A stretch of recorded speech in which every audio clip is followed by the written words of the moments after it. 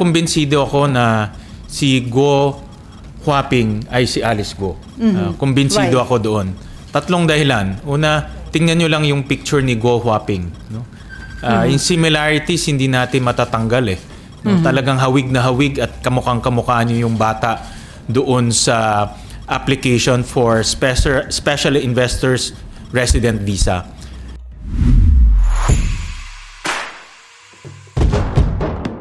Sir, tungkol dun sa na document na na-present nyo na posibleng ito yung tunay na identity ni suspended Banban Mayor Alice Go. Sir, ano yung way para ma-validate na talagang siya yun? Unang-unang kumbinsido ako na si Go Huaping ay si Alice Go. Kumbinsido ako doon.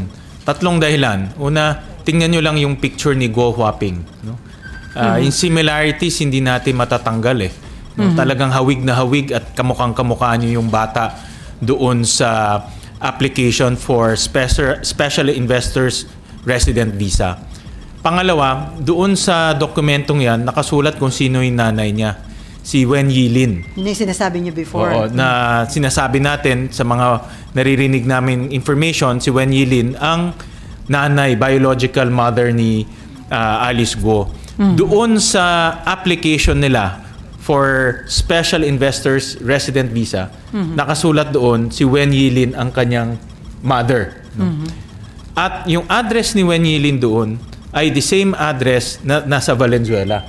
No, nakasulat doon 58 T. Santiago Street, Valenzuela.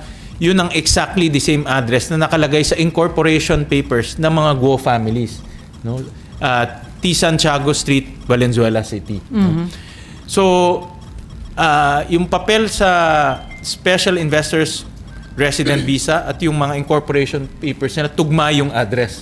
So, ibig sabihin, consistent si Wen Yilin nakatira doon sa Valenzuela address. At pangatlo, kung titignan natin yung kabuuan na storya, dahil dumating dito si Go Huaping ng 13 years old, talagang wala silang maipapakitang birth records at walang maipapakitang school records. Kaya nagsinungaling sila doon sa birth certificate dahil wala nga maipakitang records eh.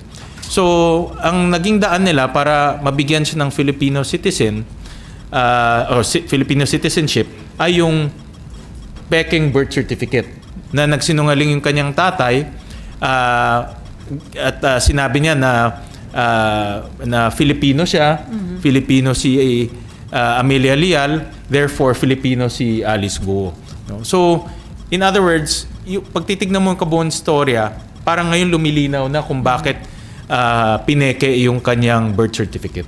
So sir, can we say wala nang lusot si Mayor Go dito?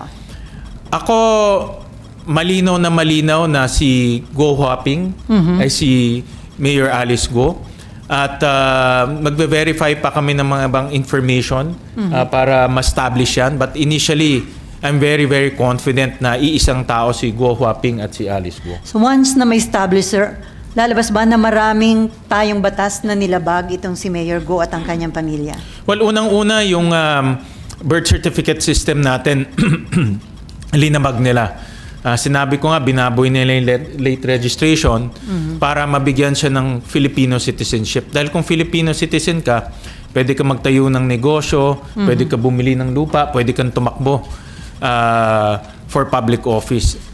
At kung titignan natin kabuuan, na nakakatakot rin yung nangyari dahil with this late registration, nakatakbo. Talagang nanalo. No? Sabi ko nga, naisahan tayo dito dahil nanalo itong kandidato na dala-dala niyo yung fake birth certificate niya. No? At ang nakakatakot dito, baka may iba pang ganitong case sa Pilipinas. Hindi lang natin alam ngayon dahil hindi high profile. But sabi nga ng Philippine Statistics Authority, meron silang 300 na cases of late registration na irregular, of which 60 plus ay nakakuha ng passport. No? So, makikita natin na talagang malaking reforma ang dapat natin gawin sa pag-i-issue ng birth certificate at ng late registration. Sir, the mere fact na yung documents galing ng Bureau of Immigration at saka Board of Investment, so ito rin ba hawak na rin ng Office of the Solicitor General para dun sa magagamit nila dun sa co-warranto case against? Magagamit nila yan.